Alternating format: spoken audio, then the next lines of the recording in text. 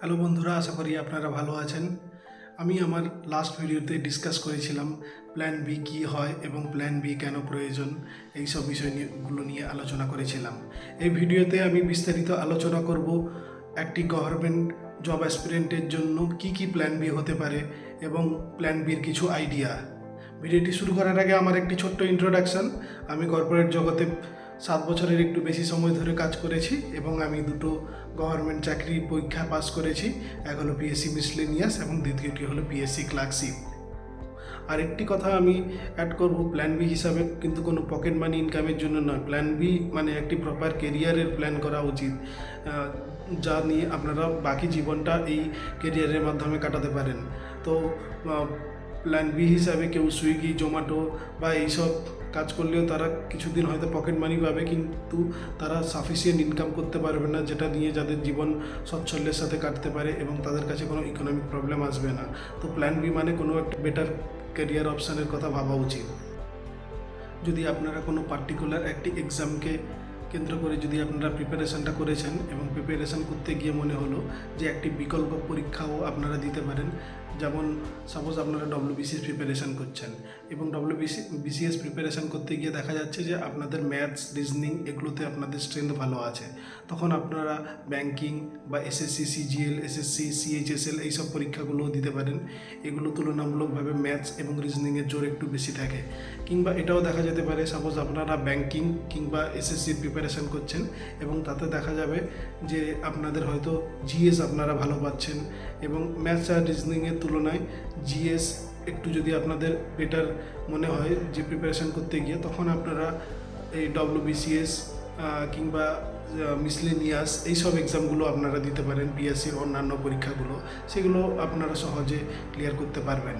তো এটা একটা প্ল্যান বি হিসাবে আমি এটাকেই প্রথম রাখবো, যে আপনারা যখন 2-3 বছর কোনো একটি সরকারি চাকরি পাচ্ছেন না, তখন একটি বিকল্প সরকারি চাকরির প্রিপারেশানও করতে পারেন। এবার আমি স্পেসিফিক্যালি প্ল্যান বিগুলো নিয়ে আলোচনা করব। কোনো একটি পরীক্ষার্থী যদি তার বাড়ির কোনো ব্যবসা থাকে বা সে ব্যবসায়ী ফ্যামিলি থেকে বিলং করে, তখন সেই প্রিপারেশানটি আর কিছু বছর চালিয়ে যেতে পারে, কারণ ব্যবসা হচ্ছে তার কাছে প্ল্যান বি, ফ্যামিলি বিজনেস।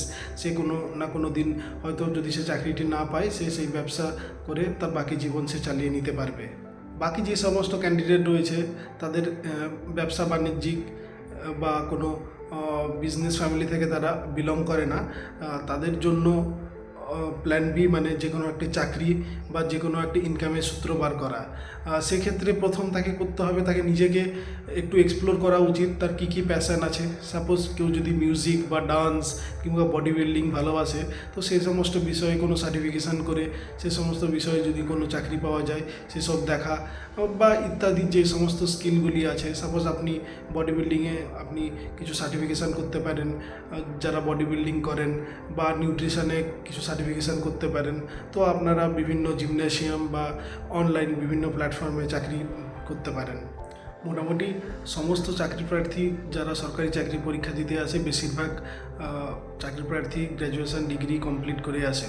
তো গ্র্যাজুয়েশন ডিগ্রি কমপ্লিট করার পর যদি তাদের কাছে মাস্টার ডিগ্রি না থাকে, তারা মাস্টার ডিগ্রিটি করতে পারে। যেমন কেউ বিএসসি বা বিকম করা থাকলে তারা এমএসসি বা এমকম করতে পারে, তখন তারা নেট, জেআরএফ ইত্যাদি পরীক্ষা দেওয়ার জন্য তারা এলিজিবল হয়ে যাবে। এবং কেউ বিএডও করতে পারে। বিএড করার পর টেট বা সিটেট বা এসএসসি মানে স্টাফ সিলেকশন কমিশন টিচারদের জন্য যে পরীক্ষাগুলো, সেগুলো পরবর্তীকালে তারা দেওয়ার কথাও ভাবতে পারে যদি বিএড ডিগ্রিটি থাকে। তো তারা সরকারি চাকরি পড়াশোনার পাশাপাশি সময় বার করে এই সব ডিগ্রিগুলি করা থাকলে, যদি ইনকেস তারা কোনো দিন সরকারি চাকরিটি না পায়, তখন এইসব পরীক্ষার মাধ্যমে তারা একটি বিকল্প সরকারি চাকরি পেতে পারে, কিংবা কোনো একটি প্রাইভেট স্কুলেও তারা চাকরি পেতে পারে যদি বিএড করা থাকে, মাস্টার ডিগ্রি করা থাকে।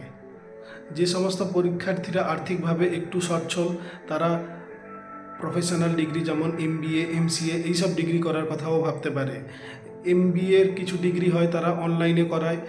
এই অনলাইনে ডিগ্রিগুলো কর্পোরেটরা ইজিলি অ্যাকসেপ্ট করে। তো অনলাইনে তারা বাড়িতে বসে চাকরির পরীক্ষার প্রিপারেশনের পাশাপাশি এই ডিগ্রিগুলো করলে তাদের পরবর্তীকালে যদি কোনো একটি সরকারি চাকরি না পায়, তো চাকরি পেতে তাদের খুব একটা অসুবিধে হবে না।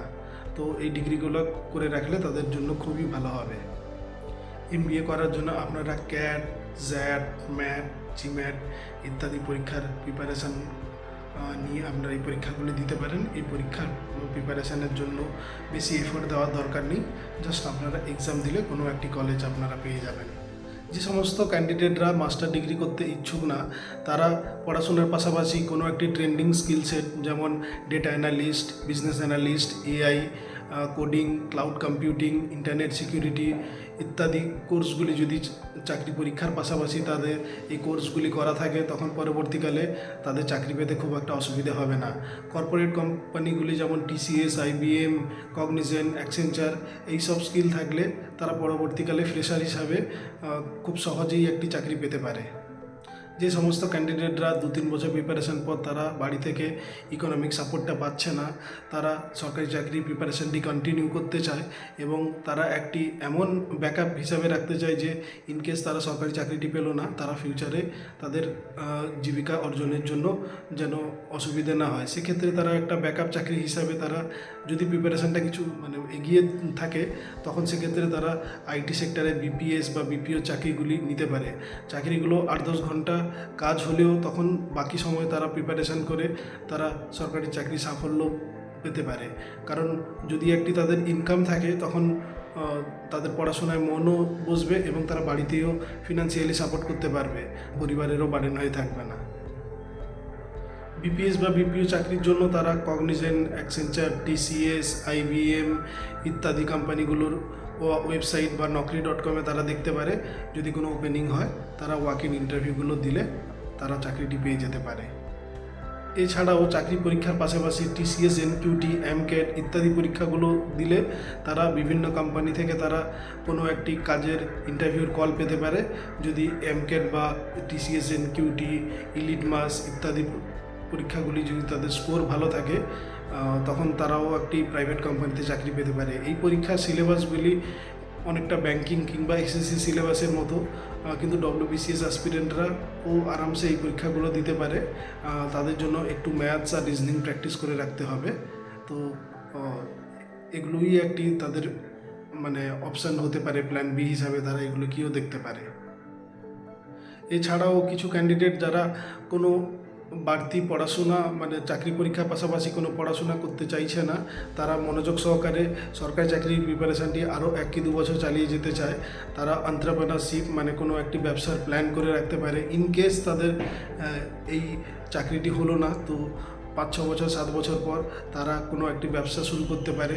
যদি তার কাছে আগে থেকে একটা প্ল্যান থাকে, তাহলে সেই ব্যবসাটি করতে তাদের কাছে খুব একটা অসুবিধে হবে না এবং তারা মার্কেট রিসার্চ বা ইত্যাদি ব্যবসার জন্য যেসব কাজগুলি লাগে, সেগুলি যদি আগে থেকে সার্ভে করা থাকে, তাহলে সেই ব্যবসাটি তারা সহজেই শুরু করতে পারে যখন দেখা যাবে যে সাপোজ ক্যান্ডিডেটটি আর সরকারি চাকরিটি পাচ্ছে না কিংবা তার পড়াশোনার ইন্টারেস্ট হারিয়ে গেছে। এছাড়াও প্ল্যান বি হিসাবে কেউ সোশ্যাল মিডিয়া ইনফ্লুয়েন্সার হতে পারে, যেমন ভ্লগিং করা, মেকআপের স্পেশালি মহিলারা মেকআপের ভিডিও করতে পারেন, কিংবা কারোর যদি স্পেশাল স্কিল সেট থাকে ড্রয়িং বা ইত্যাদি, তো এগুলো আপনারা করে ইউটিউব বা ইনস্টাগ্রাম, ফেসবুক ইত্যাদিতে আপনারা পোস্ট করে আপনারা ওখানেও একটি কেরিয়ার তৈরি করতে পারেন। আপনারা সকলেই হয়তো এইসব জেনেই থাকবেন, আর একটু রিসার্চ করলে আপনারা আপনাদের কী কী স্কিল সেট আছে বা কী কী প্যাশন আছে, সেগুলো আপনারা নিজেরাই ডিসকভার করে আপনারা ইনফ্লুয়েন্সারও হতে পারেন। ভিডিওটি ভালো লাগলে বন্ধুরা আপনারা আপনাদের বন্ধুদের সাথে শেয়ার করুন, ভিডিওটি একটি লাইক করুন এবং চ্যানেলটি সাবস্ক্রাইব করে নিন, এবং আপনারা কমেন্ট করে জানাতে পারেন যে ভিডিওটি কেমন লাগলো এবং পরবর্তী ভিডিওগুলি কী বিষয় নিয়ে বানাবো, সেগুলোর ব্যাপারেও আপনারা একটি সাজেশন দিতে পারেন। আপনারা মন দিয়ে পড়াশোনা করুন, সুস্থ থাকুন, ভালো থাকুন। পরবর্তী ভিডিওটি আবার দেখা হবে। Tata, bye bye.